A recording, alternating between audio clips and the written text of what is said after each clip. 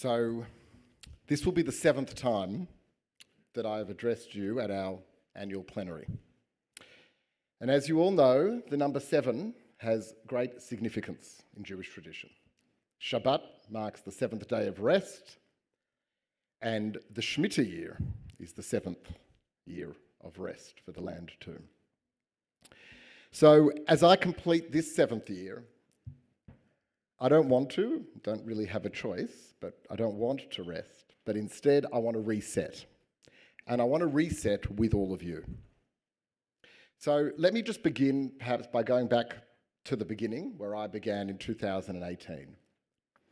And when I assumed this role, I echoed the call of the then President of Israel, President Rivlin, to embrace our diversity. Complexity is not a plague, he said, it is what binds us together. Now, I didn't invoke those words at the time to paper over our differences, but I did so to build a centre that would hold and be strong enough to hold when we were tested. And boy, have we been tested. The truth is that we're Jews after all, we're always going to argue about politics, about policy, religion, identity. But what mattered then, and I think what matters even more now, is whether we can face outwardly together, but still debate internally. So at the time, back in 2018, anti-Semitism felt like a fringe toxin. But over the last 18 months, we have watched it seep into the mainstream. And I say this aloud, not to surrender to despair, but to tell the truth of what we all know. And truth, after all, is the ground upon which Jewish hope was built. For many years, including from up here, I have sworn that we cannot organise Jewish life around anti-Semitism.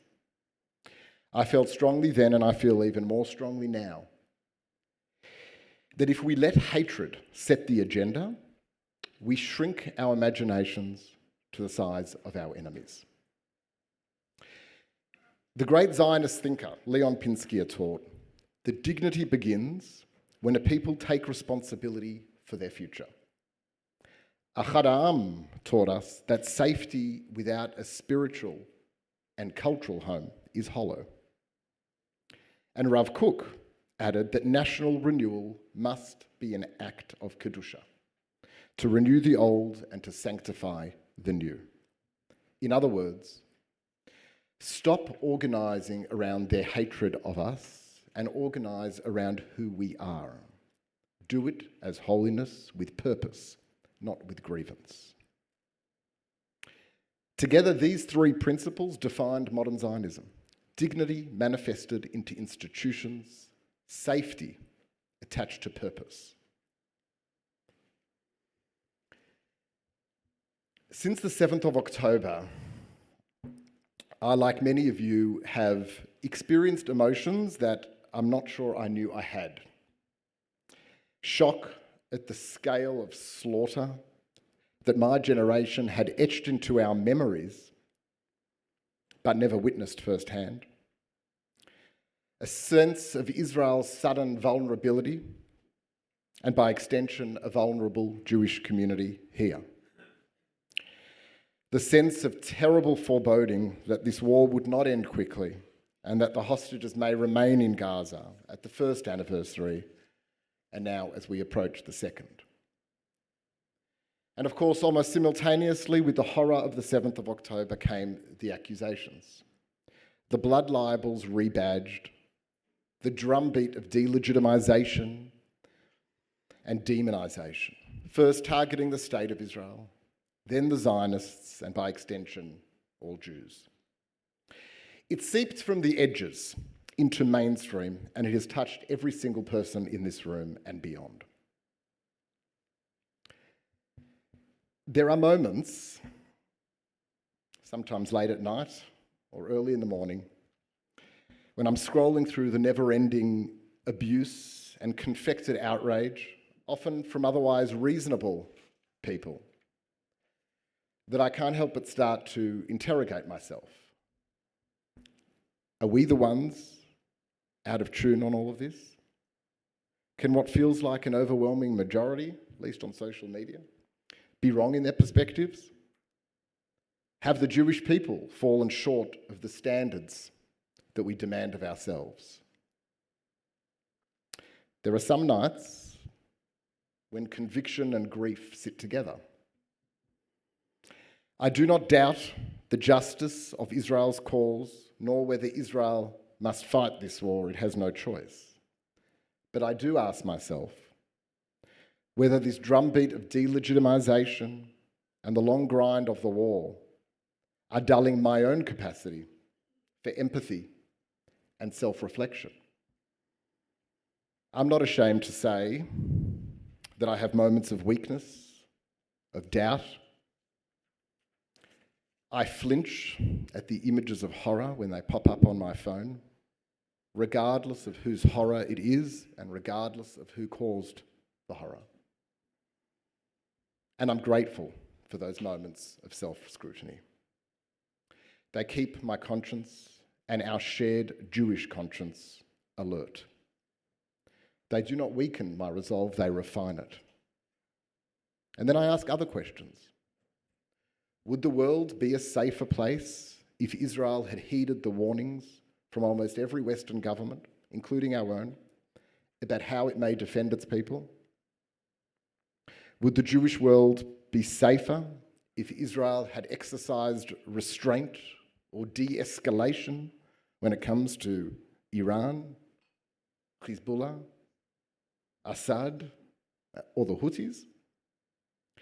In what distorted world are we living in, where without foundation, the bravest and the most inspiring generation of young Jewish men and women, including many of whom I'm proud to have in my family, are being accused of genocide?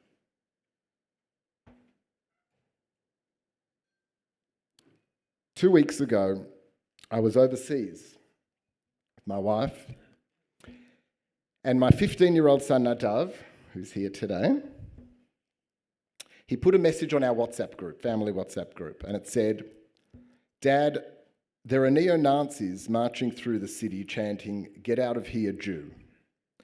And on the other side of the street are pro-Palestinian activists calling for a globalised intifada." He said, "Over Shabbat, I was reading Auntie Eva's book." It's my aunt, his great aunt, who was a child survivor of Auschwitz. He said, "It feels like the writing is on the wall. Do we really have a future here?"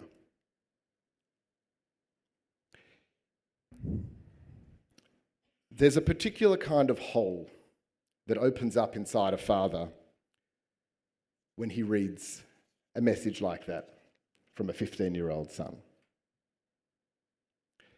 It's heavy. It's heavy with history, but also with responsibility. And I have to confess, I wasn't sure how to respond at the time. Not because I doubt that the Jewish community has a future in Australia, it absolutely does. But because I needed to explain that it cannot be extremists who decide that future. It must be us. So today, I want to set out a plan for Nadav, but for all of our children, in front of you and with you, because all of you have such a critical role to play in this plan. First, here is what we will not do. We will not let a siege mentality strip us of our humanity. If leaning into Zionism means anything, it means doing two difficult things at the same time. We defend our people without apology, and we maintain the capacity for self-reflection that makes us who we are. Because we can and we must fight incitement and still scrutinise our own actions.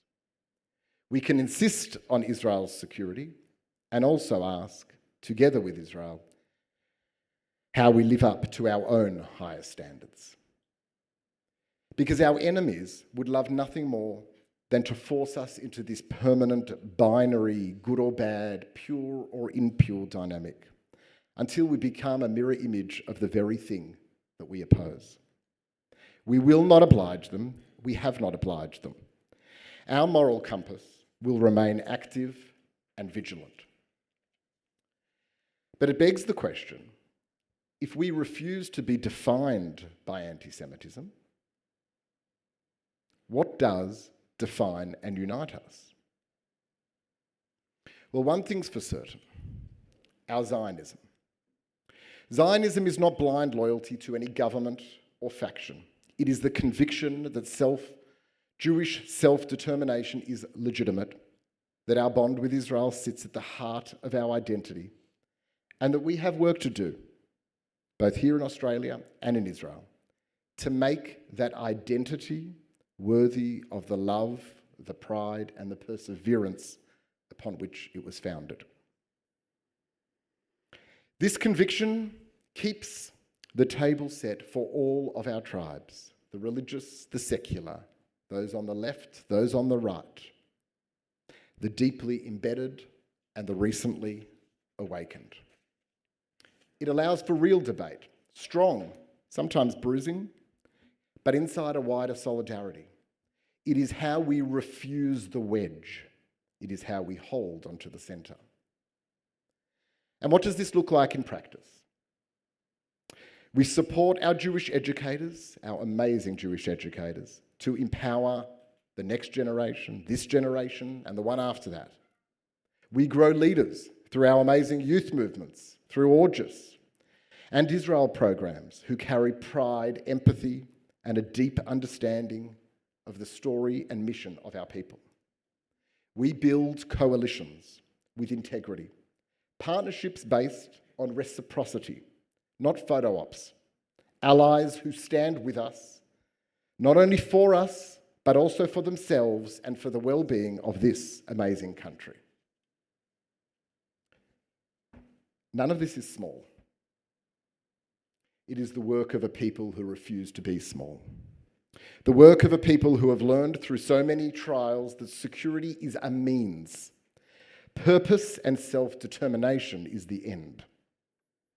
So our conference today is not just about refusing grievance and choosing a Zionist purpose. It is about turning that purpose into practice, interrogating and renewing Zionism together, drafting a shared mission, and leaving here with commitments that strengthen the ZFA's 3 pillars of representation, advocacy, and connection. This is why I began by describing the 7th year as a reset rather than a rest. Just as Shabbat renews each week and the Shemitah cycle, each cycle renews each cycle, we must also be ready to review and to renew our purpose. Now, I can't tell you that next year will be easier than the last, but I can tell you very clearly that together we can and we will choose purpose over paranoia, centre over spectacle, and dignity over despair. We will measure ourselves not by what we were afraid of, but by what we have built. Stronger institutions, prouder young Jews, deeper ties with Israel, and a more honest, more resilient, and above all, more purposeful place for Australian Jews in this country. We will be defined not by our enemies, but by our bond with each other, with our fellow Australians, with Israel, and by our undeniable contribution, ongoing contribution to this country. So friends, that is the centre that I ask you to hold with me today and going forward. Thank you all for being here, for your energy, your time, and it is my pleasure to invite Lauren Pletcher to introduce the Honourable Mark Butler. Thank you.